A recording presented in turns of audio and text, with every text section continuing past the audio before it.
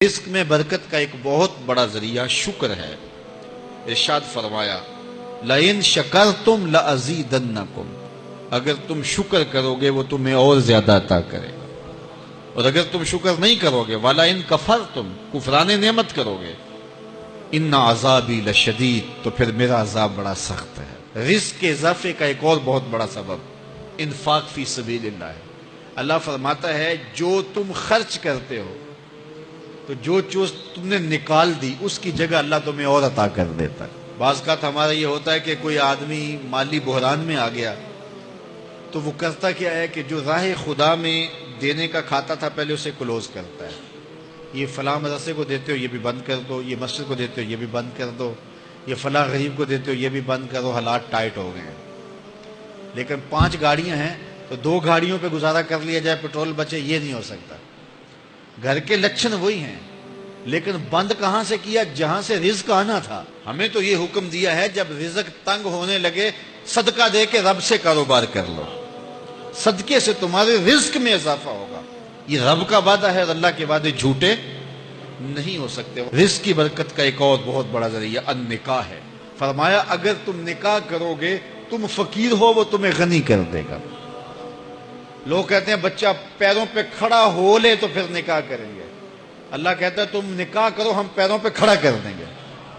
ہمارا فلسفہ اپنا ہے، اس کا حکم اپنا ہے۔ وہ کہتا ہے ابھی تو یہ اپنے لیے نہیں کماتا تو جو آئے گی اس کو کہاں سے کھلائے گا؟ میاں جس نے آنا ہے اس نے اپنا رزق لے کے آنا ہے۔ تو بچوں کی شادیاں کرو، اگر وہ جوان ہو گئے رزق نصیب ہوگا۔ اپنے اہل خانہ کو نماز کے حکم دینے سے رزق بڑھتا ہے، کیونکہ جو صبح کا وقت ہوتا ہے یہ رزق کے بٹنے کا وقت ہوتا ہے، اور جس گھر میں صبح کے وقت لوگ سوئے ہوئے ہوتے ہیں وہاں بے برکتیاں ہوتی ہیں۔ تو طلوع فجر سے لے کر کے طلوع آفتاب تک اپنی اولاد کو، بیوی کو، بچوں کو نہ سونے دیں۔ اس وقت رزق بٹنے کے لمحے ہوتے ہیں۔ کثیر دعائیں مانگیں، تلاوت کلام مجید پڑھیں، اور نماز فجر مرد حضرات مسجدوں میں جا کے باجماعت ادا کریں، اور گھروں میں جو ہے وہ بیٹیاں بہنیں مصلے بچھا لیں، تو اللہ کی رحمتوں کا نزول ہوگا۔ اب ایک حدیث میں رزق کے اضافے کا ایک اور نسخہ ارشاد کیا گیا۔ میرے حضور نے فرمایا جو شخص یہ چاہتا ہے کہ اس کے رزق میں برکتیں ہوں اور اس کی عمر میں اضافہ ہو تو وہ اپنے رشتہ داروں کے ساتھ سلوک اچھا کرے۔ رشتہ داروں کے ساتھ اگر اچھا سلوک کرو گے تو پھر تمہارے رزق میں برکت ہو۔ غریب ہیں تو ان کی مدد کرو، ان کی بیٹیوں کی شادیاں اپنے ذمے لے لو اگر اللہ نے آپ کو وسعت دی ہے، ان کی پریشانیاں بانٹ لو، ان کا قرضہ ہے تو اتارنے کی کوشش کرو، ان کو مشکلات سے نکالنے کی کوشش کرو۔ تم ان کو مشکلات سے نکالو گے، اللہ تمہیں مشکلوں سے نکالے گا۔ تمہارے رزق میں بھی برکتیں ہوگی اور تمہارے مال میں بھی برکتیں ہوں۔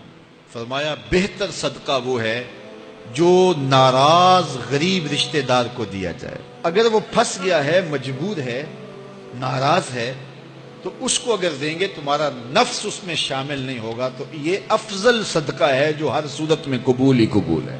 رزق کے اضافے کا ایک اور سبب الاحسان الی الضعفاء، جو کمزور لوگ ہیں ان کے ساتھ اس نے سلوک کرنا۔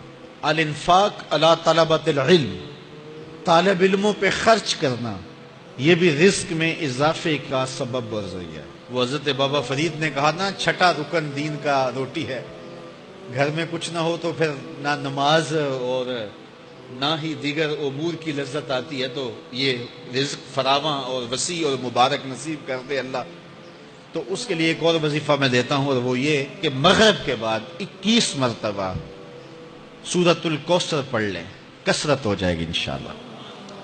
اول خدوشی پڑھ لیں، 5-7 منٹ لگتے ہوں گے، تو سورہ کوثر 21 مرتبہ روزانہ مغرب کی نماز کے بعد پڑھیں، اور اگر بہت زیادہ مسائل ہیں تو ہر نماز کے بعد پڑھ لیں، تو انشاءاللہ آپ دیکھیں گے کہ گھر میں برکتیں اترتی محسوس ہوں گی، انوار کا نزول ہوتے محسوس کریں گے۔ تو یہ وہ رزق کے اسباب ہیں، اگر ہم اختیار کر لیں تو ہم اللہ کی خاص رحمتوں کے حقدار ہوں گے۔ اللہ ہم سب کو رزق حلال، رزق وسیع، رزق سہل، رزق مبارک، رزق فراواں نصیب